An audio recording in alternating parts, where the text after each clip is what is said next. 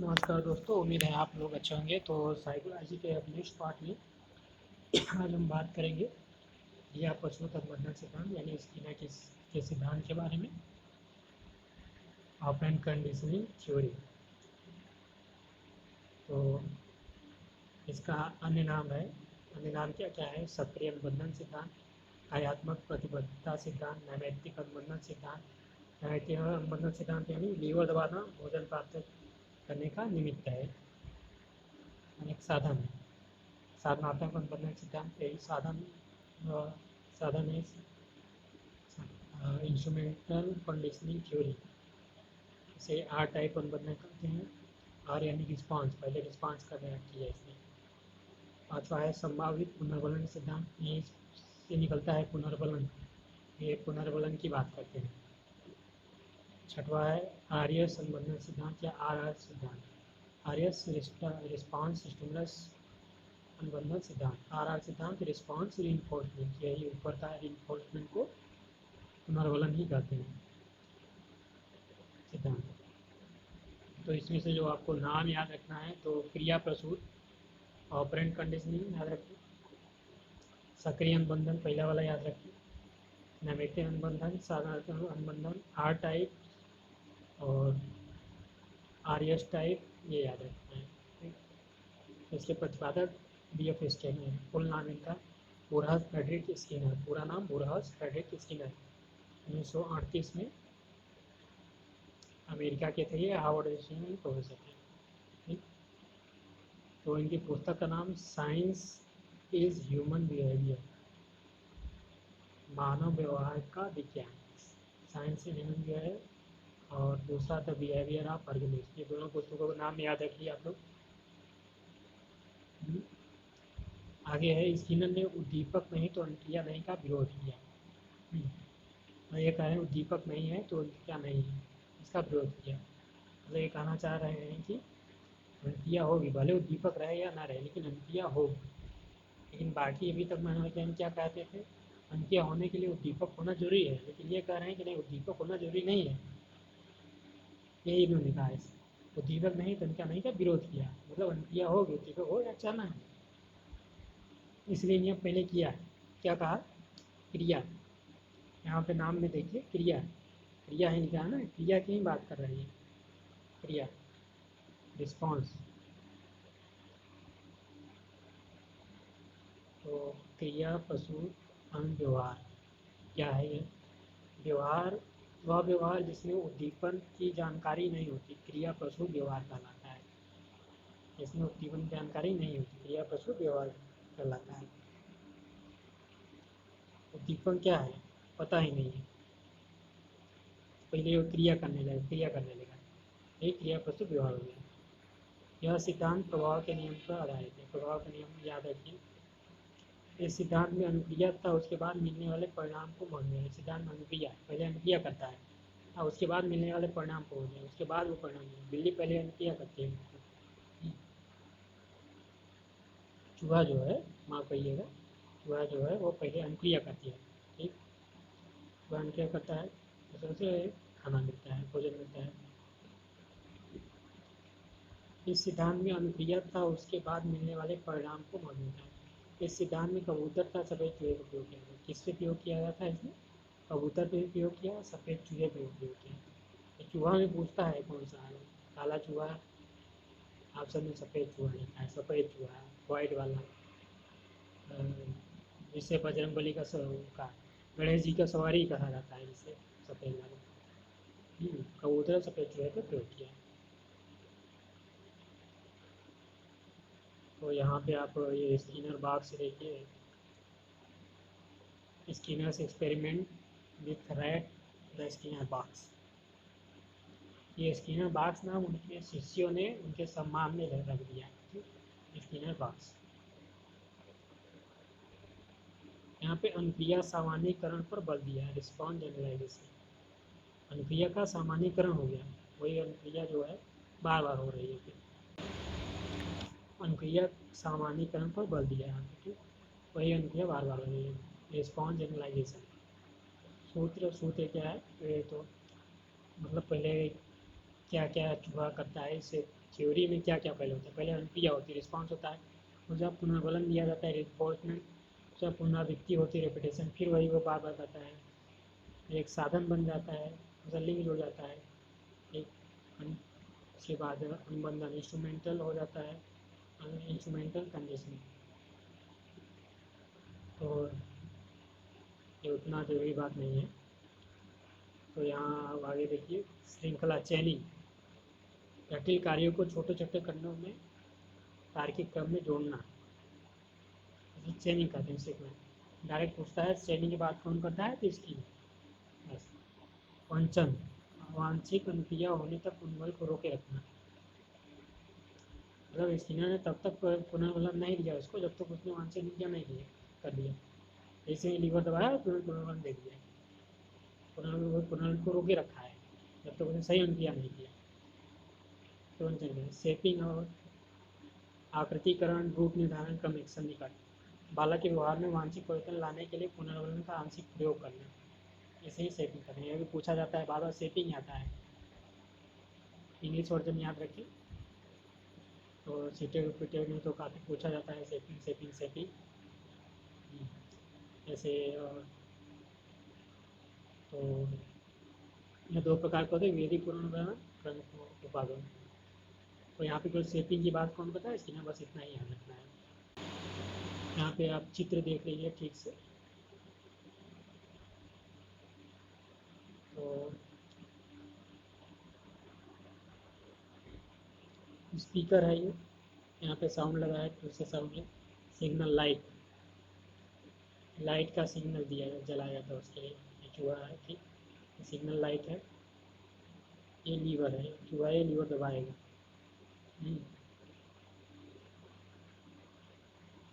Food cup, और उसमें चला जाएगा इलेक्ट्रिक ग्रिड।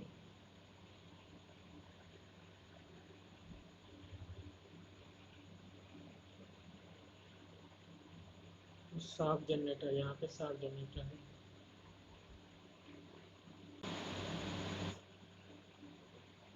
इसका आधार वाक्य है, मतलब ये कहना क्या चाह है, किसी क्रिया को करने के बाद यदि बल प्रदान करने वाला उद्दीपक मिलता है तो उस क्रिया को करने की शक्ति वृद्धि हो जाती है। मतलब कोई कार्य करते हैं तो अगर पुनर्बलन दिया जाए, कार्य करने का और मन करता है, यदि कोई सक्रिय घटना पुनर्बलन उद्दीपक प्रस्तुत करती है तो सक्रिय अनुबंधन अधिक शक्तिशाली हो जाता है। वो पुनर्बलन अनुसूची शब्द का प्रयोग किया है इसने, इन्होंने पुनर्बलन अनुसूची शब्द का प्रयोग, वैसे ये तो नहीं, इसमें नहीं पूछा जाता, ये सीटेड हुई की बात है। पुनर्बलन देखिए, रीइंफोर्समेंट यह जगह पूछा जाएगा, रीइंफोर्समेंट की बात कौन करता है, इसकी में अनुक्रिया की गति में वृद्धि करता है, यही रीइंफोर्समेंट। कोई भी क्रिया करना है उसकी गति में वृद्धि हो, जल्दी जल्दी जल्दी निकलेगा।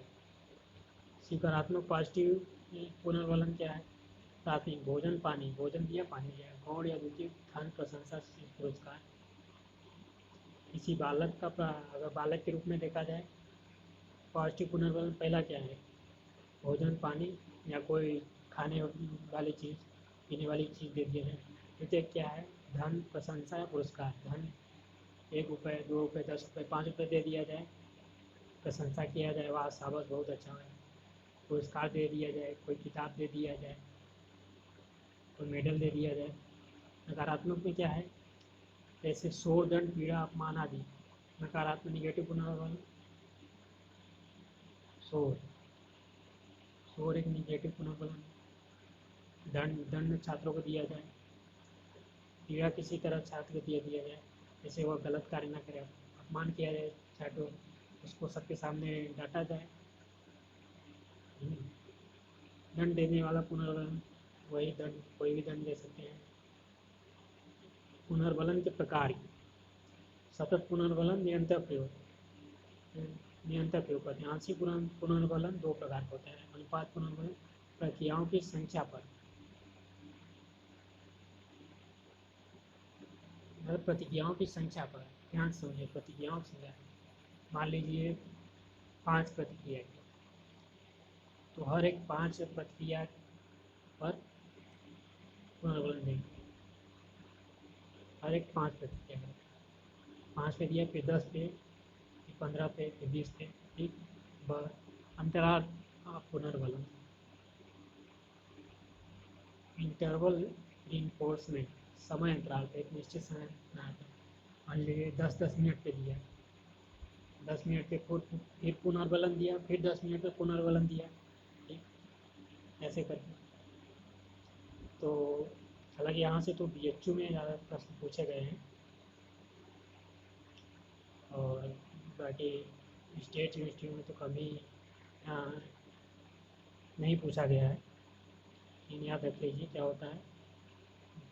नोट, पुनर्बलन इस सिद्धांत की केंद्रीय अवधारणा है, मतलब ये पुनर्बलन यही केंद्रीय अवधारणा है, पुनर्बलन की ये ज़्यादा बात करते हैं, मेन फोकस यही है पुनर्बलन। एक शिक्षा में उपयोगिता क्या है इसकी बात करते पहला, बालक के शब्द भंडार को बढ़ाने में सहायक अनुक्रिया व पुनर्बलन को महत्वपूर्ण मानता है। बालक का शब्द भंडार बढ़ता है। दूसरा, आत्मविश्वास को बढ़ाने, चिंता को दूर करने में। तीसरा, सरल से कठिन कर देता है। 4, निदानात्मक उपचारक शिक्षण में सहायता। 5, अभिक्रमित अनुदेशन में यह सिद्धांत उपयोगी। ये याद रखिए, अभिक्रमित अनुदेशन, ये स्किनर ने ही दिया है, ठीक। टीचिंग ऑफ टेक्नोलॉजी में आप लोगों ने पढ़ा होगा, अभिक्रमित अनुदेशन किसकी बात करते हैं, डायरेक्ट स्किनर। 6वां है व्यवहार परिमार्जन, व्यवहार चिकित्सा उपयोग। 7वां, यह सिद्धांत सकारात्मक पुनर्बलन पर बल देता है, सकारात्मक पुनर्बलन बल देता है, न कि नकारात्मक, याद रखिएगा। 8, परिणामों की जानकारी प्रदान करने में सहायक। 9वां है रेडियो, कैमरा, टीवी चलाना ऐसे सिद्धांत पर के आधार पर होता है। आलोचना, आंशिक कारणों को महत्व नहीं।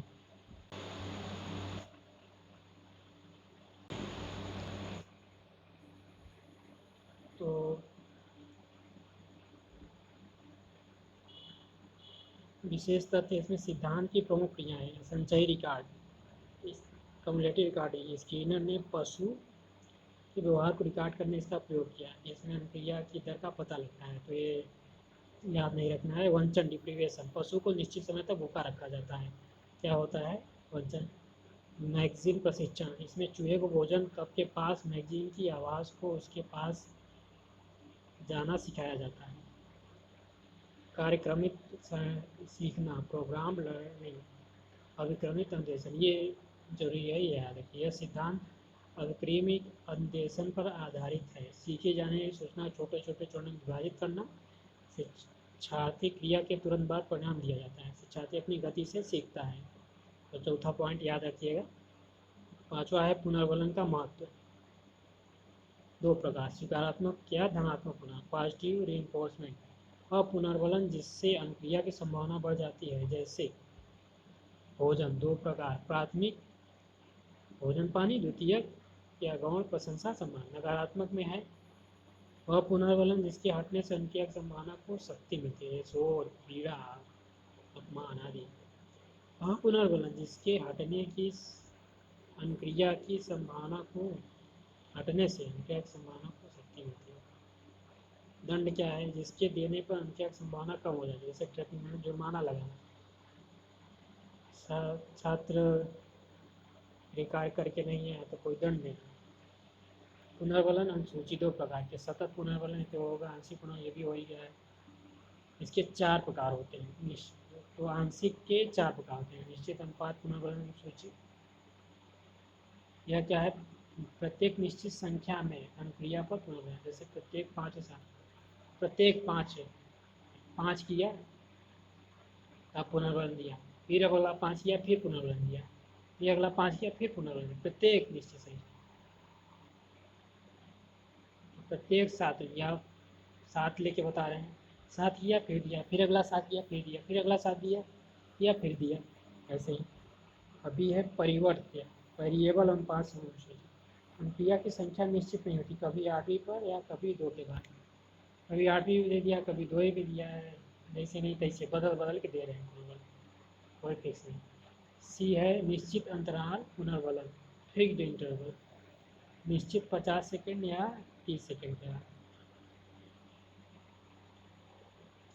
तो पहला ए और बी में आप देखेंगे तो अनुक्रिया की बात करता है, एक निश्चित अनुक्रिया 5 या 7 या 8 या 2। जो 80 में देखिए इसमें समय की बात करता है, 50 सेकेंड या 30 सेकेंड है, निश्चित 50 सेकेंड, मतलब 50 सेकेंड हो गया या पुनर्वलन। अब अगला कब देगा, 50 प्लस प्लस 100 सेकेंड पे देगा, ठीक। फिर अगला देगा प्लस 50 150 सेकेंड में, फिर अगला 200 सेकेंड पे, या 30 सेकेंड लेके देखें तो पहला 30 सेकेंड में, दूसरा 60 सेकेंड पे देगा, फिर उसके बाद 90 सेकेंड पे देगा, फिर 120 सेकेंड पे देगा, ऐसे। अगला है डी, परिवर्त वेरिएबल अंतराल पुनर्वलन, निश्चित ना होकर अनियमित अंतराल पर। वहाँ पे निश्चित था 30 या 60 सेकेंड, और अनियमित अंतराल जब एकदम नहीं था, आगे पीछे कहीं वो। नोट क्या है, सतत पुनर्वलन की अपेक्षा आंशिक पुनर्वलन में क्रिया प्रसूत क्रिया ज़्यादा। सतत बार बार पुनर्वलन देंगे तो उसमें वो बच्चा भी हो जाता है बार बार, तो आंशिक थोड़ा थोड़ा करके वो ज़्यादा सही रहेगा। परिवर्त अनुपात पुनर्वलन में अनुक्रिया पर सबसे ज़्यादा, निश्चित अनुपात अनुसूची उच्च अनुक्रिया पर। परिवर्त अंतराल अनुसूची में साधारण पर ये सब नहीं आता। 8वां है शेपिंग, ढलना, 5 अनुक्रिया को पुनर्वलित करना, तो पहले बता चुके हैं शेपिंग, तो ये भी मीनिंग याद रखिए। 2 तत्व हैं, विभेदी पुनर्वलन, कुछ अनुक्रिया को पुनर्वलित करना, दूसरा क्रमिक उपागम, उसी अनुक्रिया को पुनर्वलित जिसे वह सीखना चाहता है, ये भी नहीं आता, छोड़ दीजिए। 9वां है शाब्दिक व्यवहार, वर्बल बिहेवियर, स्किनर ने इसको 4 भागों में मान, टैक्ट, प्रतिध्वनिक व्यवहार, ऑक्टोपेड, ये भी नहीं आता, ये मत याद रखिए। नीचे नोट में आइए, नोट क्या है, सक्रिय अनुबंधन अनुक्रिया के 8 वर्ग हैं, पुरस्कार द्वारा सीखना, ठीक। तो पुरस्कार द्वारा सीखना, अपेक्षा द्वारा से बच्चा कैसे सीखेगा, आप पुरस्कार दीजिए बार बार सीखेगा, उपेक्षा कर दीजिए तो सीखेगा, सर उपेक्षा कर रहे हैं, अब ऐसी गलती नहीं करेंगे। तीसरा पलायन द्वारा सीखना, बच्चा भाग गया तब भी कुछ सीख गया। दंड से बचने के लिए सीखना, वो दंड नहीं लेना चाहता, टीचर मारेंगे तभी वो कुछ सीख रहा है।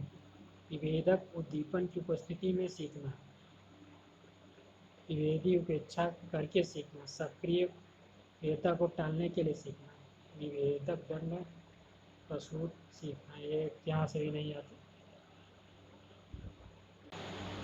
तो पावलोव स्किनर सिद्धांतों में अंतर क्या है, ठीक।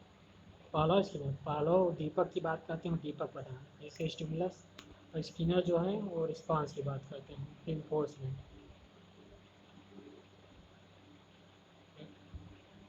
रिस्पॉन्स है, इन्फोर्समेंट नहीं। तो दीपक सामान्यीकरण, स्टिमुलस जनरलाइजेशन, एक दूसरा है अनुक्रिया, रिस्पॉन्स जनरलाइजेशन की बात करते हैं। पावलोव पुनर्वलन पहले देने की बात करते हैं, स्किनर बाद में देंगे, पहले चूहा जो क्रिया करेगा, ठीक, बाद में पुनर्वलन देंगे। और पावलोव को उसको पहले पुनर्वलन देना क्या, पावलोव पहले खाना लेके आ गए, महक रहा है, तब वो क्रिया किया। चौथा वातावरण प्राणिक कार्य होता है, पावलोव कहते हैं वातावरण प्राणिक, पूरा वातावरण कुत्ते काम कर रहा है, स्किनर कहते हैं प्राणी वातावरण कार्य नहीं, चूहा जो है, कबूतर जो है वो वातावरण पर काम कर रहा है, तब जाके से बदलेंगे। 5वां है सीखना उद्दीपक के स्थानांतरण पर है, पावलोव कहते हैं सीखना अनुक्रिया की श्रृंखला व परिष्कार पर है। 6वां है यूसीएस व सीएस का युगलीकरण, स्किनर कहते हैं अनुक्रिया पुनर्विवेक व युगलीकरण। पावलोव यूसीएस सीएस के युगलीकरण, ये अनुक्रिया व पुनर्वलन, रिस्पांस और रीइंफोर्समेंट, आर यस उद्दीपक स्टिमुलस का युगलीकरण। 7 है अनुक्रिया व्यवहार आंतरिक, अनुक्रियात्मक व्यवहार है वो आंतरिक होता है, और स्किनर कहते हैं अनुक्रियात्मक व्यवहार बाह्य रूप से अनुक्रियात्मक व्यवहार। नोट, पावलोव का सिद्धांत में अनुक्रिया बाह्य होती है, वही बात है, और अनैच्छिक व्यवहार का मापन करती है, अनुक्रिया बाह्य होती है, बाह्य रूप से अनुक्रिया होती है, बाहर से। अनैच्छिक व्यवहार का मापन करते हैं, कुत्ते के अनैच्छिक व्यवहार का मापन करते हैं। जबकि स्नेह में अनुक्रिया स्वाभाविक होती है, स्वाभाविक अनुक्रिया करेगा, सुबह स्वाभाविक रूप से अनुक्रिया करेगा तो रह जाएगा। ऐच्छिक व्यवहार का होगा, उसके ऐच्छिक व्यवहार का ही मापन करेंगे। तो यहाँ से आपको बस ये स्किनर पाला में अंतर याद रखना है। तो ये आपको दोनों थ्योरी में अंतर से समझ में आ जाएगा, क्या यह कर रहे हैं क्या वो कर रहे हैं। यहाँ से डायरेक्ट क्वेश्चन होंगे, आगे नोट वोट से कुछ नहीं आएगा। स्किनर विशेष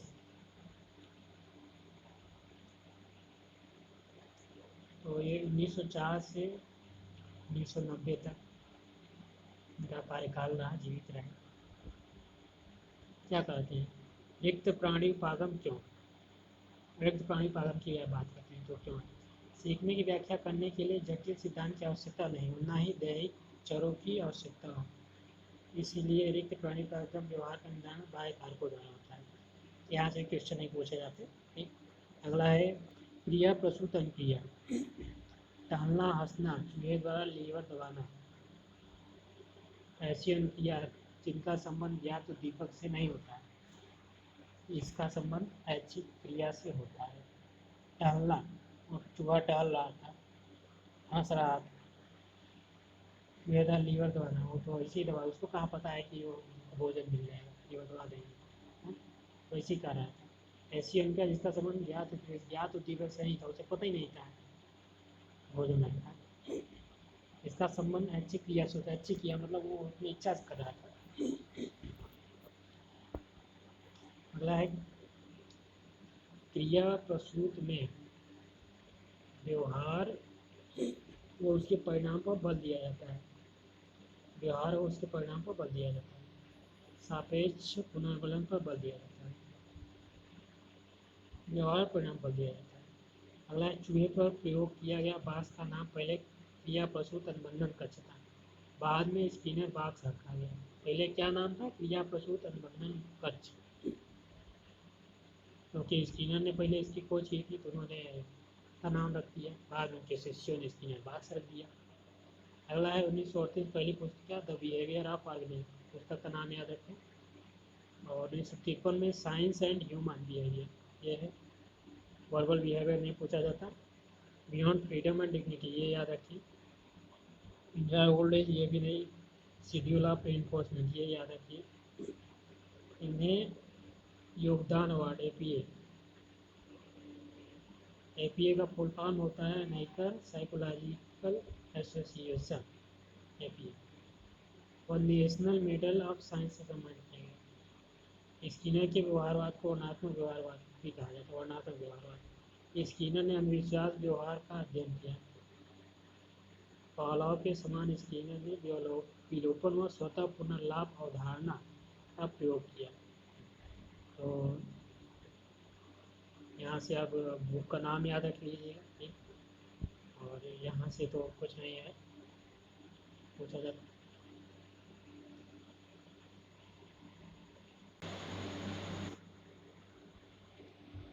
तो इसी में एक और मनोवैज्ञानिक थ्योरी की बात करते हैं आगे। तो इसका संयुक्त अनुबंधन का सिद्धांत या स्थानापन्न का सिद्धांत प्रतिपादक एडविन गुथ्रे। तो ये पूछ लेता है डायरेक्ट, संयुक्त अनुबंधन सिद्धांत किसने दिया, एडविन गुथ्रे।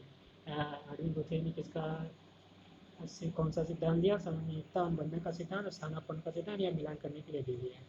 इस सिद्धांत में उत्तेजना तथा अनुक्रिया के मध्य संबंध स्थापित करने बल दिया जाता है। प्रयोग खरगोश, जैसे प्रयोग किया खरगोश के बल, बस डायरेक्ट यही नाम याद रखना है, खरगोश पे और एडविन गुथ्रे, सुल्तान सिद्धांत, ये तीन याद रखना। बाकी इसके अंदर से कुछ नहीं पूछा जाता, फिर भी मैं बता दे रहा हूँ।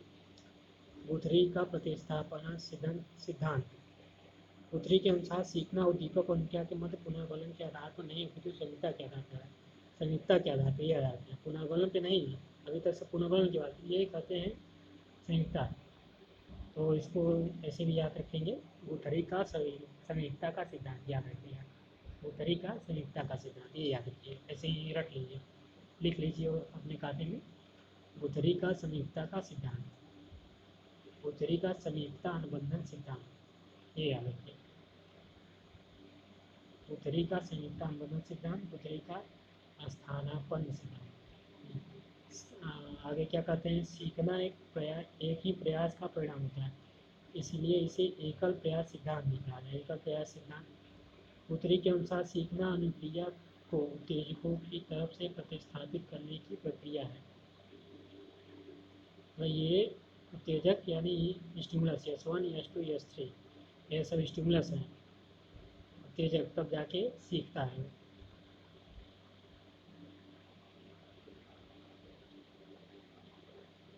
तो इनके कुछ किताब का नाम देख लेते हैं। गुथरी की पुस्तक का नाम है the psychology of learning, the psychology of learning, the psychology of human conflict, psychology first course in human behaviour. पहला दूसरा याद रखना है, 1938 वाला। The psychology of learning, the psychology of human conflict. गुथरी ने प्रेरणा के महत्व को स्वीकार नहीं किया, पुरस्कार व दंड की भी अपेक्षा की। हर्टन के साथ पहली बॉक्स में इस बिल्ली का प्रयोग किया। विलोपन तथा विस्मरण का कारण साचारात्मक अवरोध को माना। नए साचार सम्मत पुराने या मौलिक साचार सम्मत को खत्म कर देता है। मनोविज्ञान का उद्देश्य पूर्वकथन और नियंत्रण को बताया था। गुथरी ने बुरी आदतों को दूर करने 3 विधियां का प्रतिपादन किया। 3 विधियां, सीमा विधि या दहली विधि, थकान विधि, स्थैतिक परस्पर विरोधी। ये 3 विधियां याद रखिए। बाकी इनके अंदर क्या है उतना जरूरी नहीं है, डायरेक्ट पूछ लेता है, तो आज तो अभी तक तो नहीं पूछा गया है, तो याद रखना हो तो याद रखिए। सीमा विधि, इस विधि का प्रयोग बालक में भय, क्रोध और जैसे संवेदनात्मक अनुक्रिया को कम करने में किया जाता है।